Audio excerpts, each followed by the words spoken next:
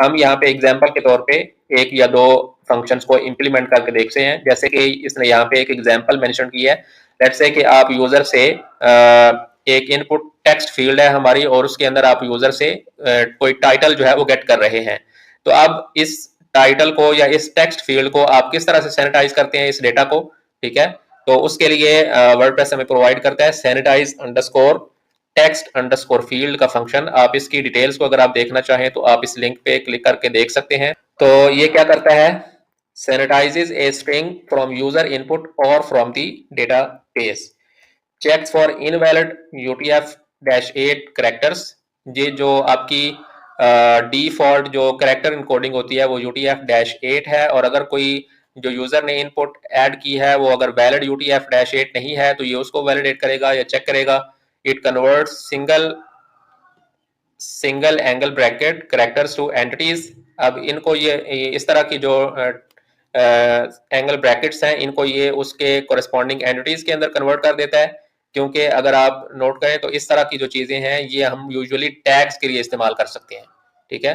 तो अगर आप लेट्स से कि यूजर ने इसके अंदर कोई टैग ऐड कर दिया है, कोई जावास्क्रिप्ट कोड ऐड कर दिया है, जो कि जब आपके डेटाबेस के अंदर सेव हो तो वो एक ही कमांड चलाए और आपके सारे डेटाबेस को वो एम्प्टी कर दे या डिलीट कर दे, ठीक है।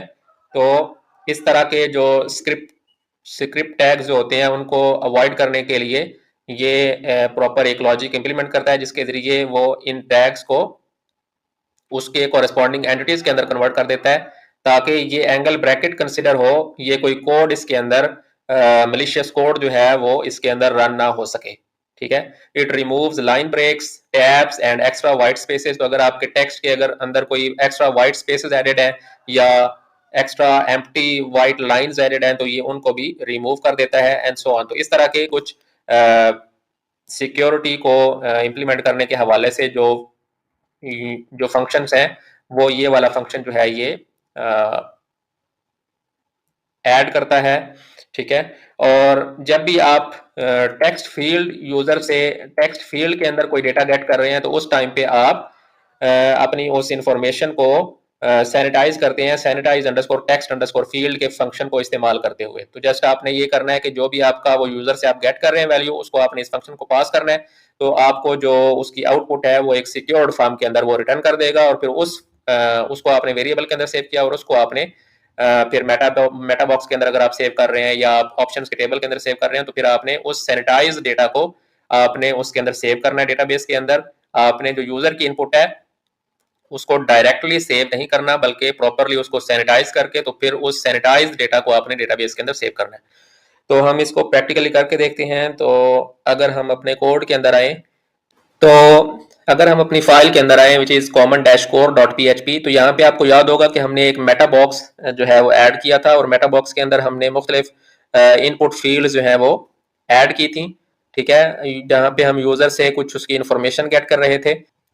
तो यहाँ पे आप देखें हम यूजर से उसका नेम गेट कर रहे हैं, ठीक है। तो इसकी टाइप भी हम डिफाइन कर देते हैं, इसकी टाइप होगी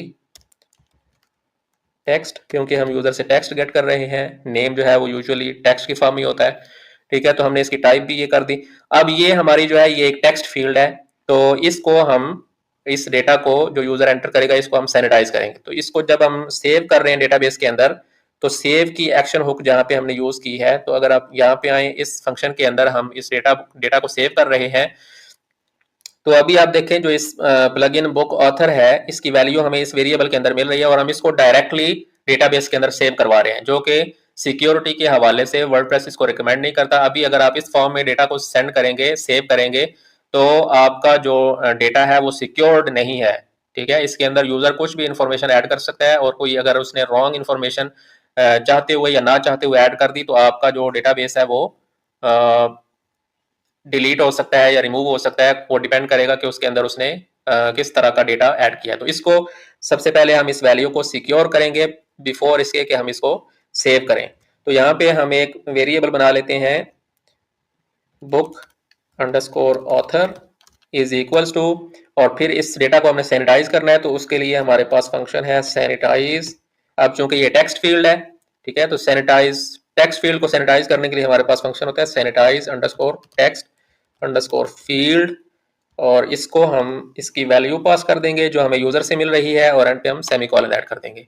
ठीक है, तो अब हमने इस डेटा को प्रॉपर्ली सैनिटाइज कर लिया और अब इस वेरिएबल को हम यहाँ पे रिप्लेस कर देंगे। तो हमने सिंपली ये किया कि इस डेटा को डायरेक्टली डेटाबेस के अंदर सेव करने से पहले हमने इसको प्रॉपर्ली सैनिटाइज कर लिया है। अब सैनिटाइजेशन का कौन सा फंक्शन आप यूज करेंगे वो डिपेंड करेगा कि आपकी जो इनपुट फील्ड है उसकी टाइप क्या है।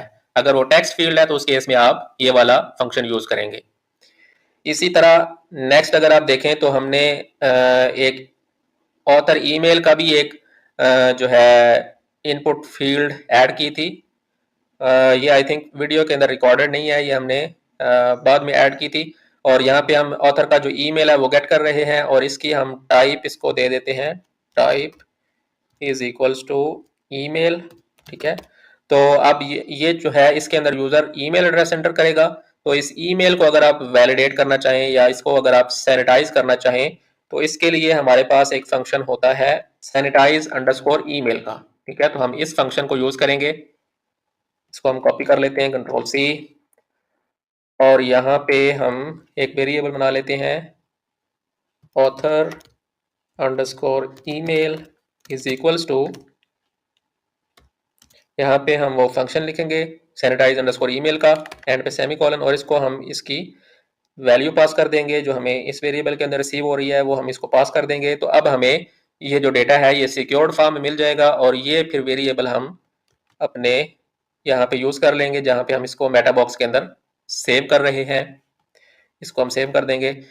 तो इस तरह से आप मुख्तलिफ तरह के डेटा को सैनिटाइज कर सकते हैं। आपने ये चेक करना है कि आपका जो डेटा है वो किस टाइप का है और फिर उस टाइप के डेटा के लिए जो फंक्शन हमारे पास अवेलेबल हैं इनमें से आपने वो रेलेवेंट फंक्शन जो है वो उसको यूज कर लेना है और उसको आपने डेटा को प्रॉपरली सैनिटाइज करके तो फिर आपने उसको डेटाबेस के अंदर सेव करना है।